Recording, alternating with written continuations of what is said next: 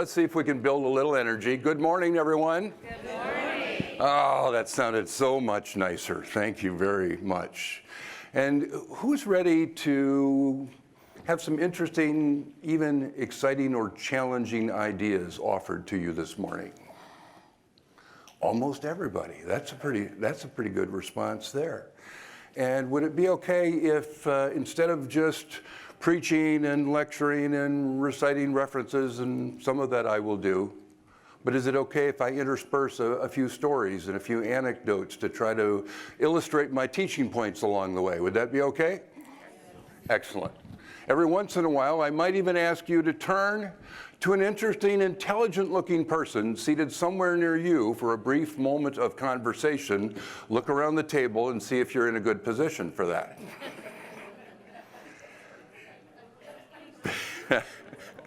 Because I want to leave you today with the idea that you can make a difference doing what I think is one of the most important things possible on the face of this planet, to take advantage of this day and age, this time in which we live, which I believe is the most exciting time we have ever seen in the history of mankind.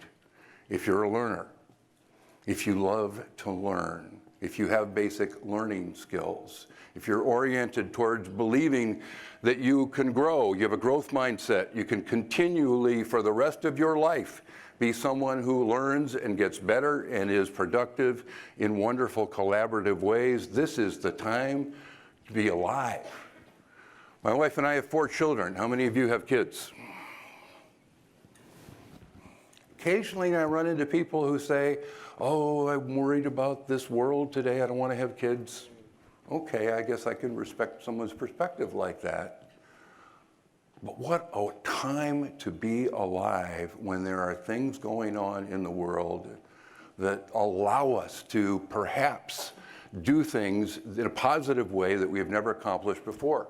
And we'll be talking about some of those things. But imagine the new ideas, the opportunities that are out there. We live in the age of innovation. We live in the age of ideas. We live in the age of learning. And if you're ready to be a learner, this is an incredible time to be alive. Imagine what's going on these days in the world of information and access to information. It used to be that there was a doubling of information. It was generally thought every 200, 300 years. Over time, that changed, and the pace of change, the pace of innovation increased. A few years ago, they said we're doubling the rate of information every 2 years. Now it's 18 months. Some people say 12 months. The amount of learning, the amount of data, and the access to ideas. It used to be that if somebody, Copernicus, had an idea in Europe, it took hundreds of years for other people in other countries and other places to learn about it. Now, how long does it take for new ideas to be spread around the globe? You have access to information in your pockets. That cell phone that you have has more computing power than the entire National Aeronautics and Space Administration had when they sent people to the moon in 1969. The entirety of NASA had less computing power than you have in your pocket. And you use it for really important things, right? But this is an age. I have a son who works out in San Francisco, and they have a company that sells data for sales and marketing purposes. It's not the most glamorous thing to do in the world, but they've been growing about 15, 20% a month since they started 4 years ago. And the access to information about the people with whom you are doing business is just mind-blowing, and it will continue to get faster and more.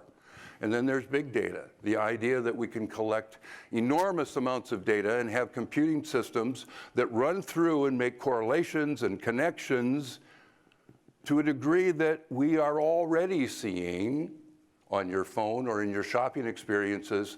When you walk into Target, Target knows who you are and what you buy and what you might buy again. And they market to you every time you show an interest in something. In a Google search, you get all of those ads that are related to the things for which you are searching. They know more about you. I'm a little uncomfortable with how much they know sometimes. But it is part of that big data, and that's only going to get more and more. And we have things like robotics and automation. This one scares me a little bit because in the next 10 years, they say, about 60% of all the jobs out there today are going to be automated in some way. That's a little scary.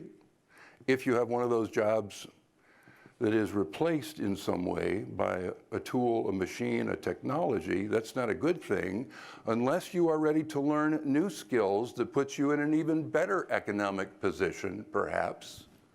There are other parts of this that worry me, but some that are just exciting. There are medical advances that are just astonishing out there today. The amount that we know, and do you know that there are computer diagnostic systems that are a little bit more accurate than the best doctors that are out there?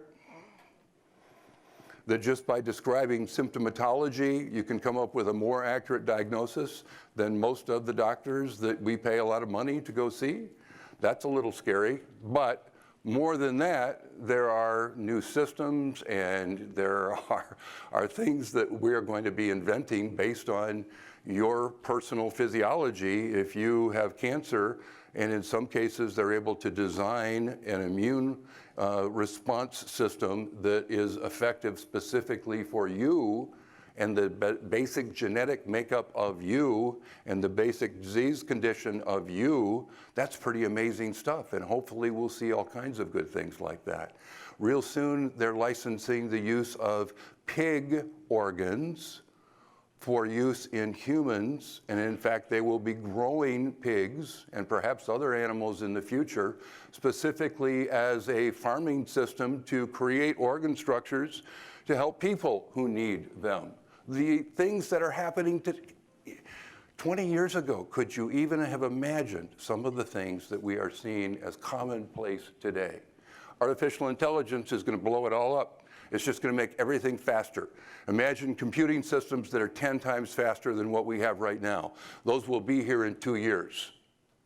And before long, it'll be 20 times, 30 times, 40 times, 50 times faster, which allows amazing amounts of data to be analyzed in far quicker rates. We have things like 3D printing. Did you know that there are systems out there now, today, that can pull CO2 out of the air and create matter that can be used to build things that are carbon-based? That pulls CO2 out of the air, creates matter, builds things that could be used in a 3D printer. Have you read about the people in other parts of the world, in Africa and Asia, who with a 3D printer have built things like prostheses for kids who can't have access to hospitals, but we can print the darn thing in our own backyard if we have the right technologies available. I have a daughter that works in Northern Africa and the Middle East, and she puts on what's called business incubators, trying to find businesses who have ideas that will create better access to financial technologies, and especially for women to have access to financial services in those parts of the world where very often they have been excluded from that service. All this crazy, cool stuff is happening in the world. If you're a good learner, if you like to read, if you enjoy math, if you have a good basic understanding of facts and ideas, if you know how to innovate, if you know how to collaborate, if you're someone who loves to learn, let's think about that. They say that most of the jobs that humans will have at some point in the fairly near future will be jobs for creative, empathetic, collaborative, and technically fluent people. Are those items even part of the curriculum in our schools? Do we have a curriculum that not only creates kids who love to learn, but are also creative, also empathetic, also collaborative, and absolutely technically fluent? Or do we still have curricula that are based on Common Core standards and things that can be measured in what I think of as fairly pedestrian tests? Are we, in fact, aiming for the goals that we need our children to have if they're going to be truly effective human beings in the world that's out there today? I believe, I know, I was put on this earth in part to communicate this idea that practically every single child has the capacity to be a good learner. They do. You see it in their eyes if you engage them in learning at the right level, at their level, in a way that's not frustrating, in a way that might be interesting to them. Their eyes light up. There is a great desire to learn in every single child I have ever worked with. And I've worked with a lot of kids, and most of them have been in the world of special education, so they've been described as educationally deficient in some way. But that spark has been in every single one of those kids. And so what a time to be a learner, unless you're one of those vulnerable kids who is getting left behind by the educational system that we have today.